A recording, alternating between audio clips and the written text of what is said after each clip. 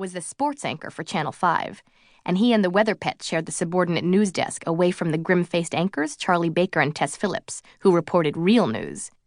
Before we'd known about my father's affair with the weather pet, I'd always wondered what they were smiling and talking about in those last few minutes of the broadcast as the credits rolled.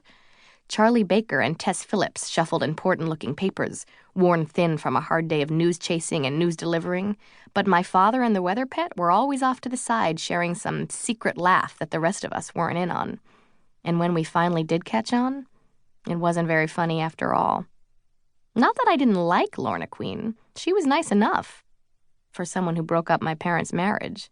My mother, in all fairness, always blamed my father and limited her hostility to the nickname Weather Pet, and to the occasional snide remark about my father's growing mass of hair, which at the time of the separation was receding with great speed, and now seemed to have reversed itself and grown back with the perseverance and quickness of our lawn after a few good days of rain.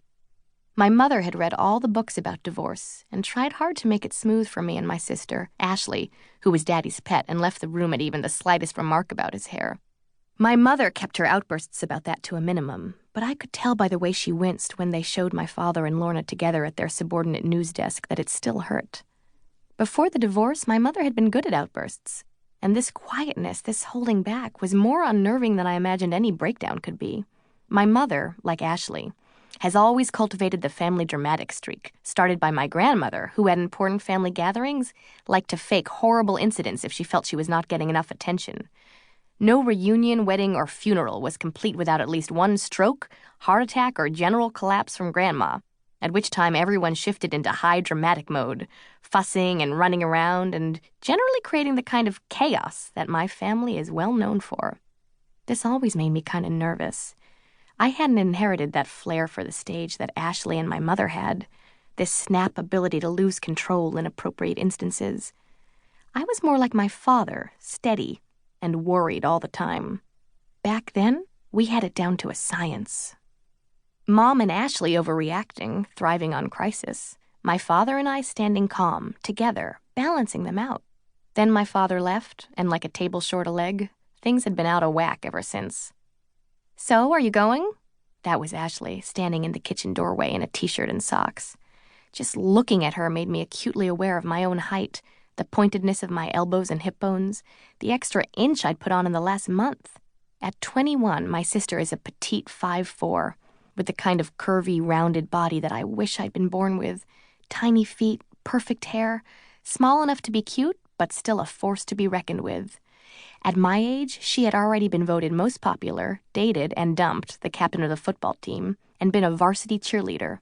She was always the one at the top of the pyramid, tiny enough to be passed from hand to hand overhead until she stood high over everyone else, a bit shaky but triumphant, before letting loose and tumbling head over heels to be caught at the bottom with a sweep of someone's arms.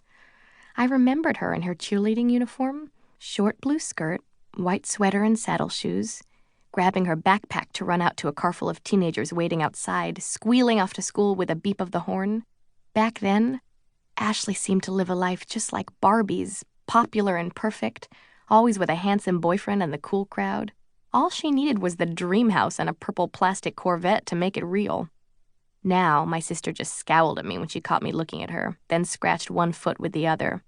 She had a good tan already, and on the inside of her left ankle I could see the yellow butterfly tattoo she'd gotten in Myrtle Beach when she'd gotten drunk after high school graduation 2 years earlier, and someone double-dared her. Ashley was wild, but that was before she got engaged. "No, I don't think I should go," my mother said. "I think it's in bad taste." "Go where?" I said. "She invited you," Ashley said, yawning. "She wouldn't have done that if she didn't want you there." "Where?" I said again. But of course no one was listening to me. There was another crash as a block of ice fell out of the freezer. "I'm not going," my mother said solidly, planting a hand on her hip. "It's tacky, and I won't do it."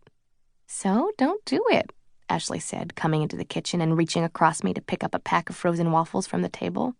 "Do what?" I said again, louder this time, because in our house, you have to make a commotion to even be heard. "Go to your father's wedding," my mother said. "Lorna sent me an invitation." "She did?" "Yes." This fell into the category of whether Lorna the weather pet was either downright mean or just stupid.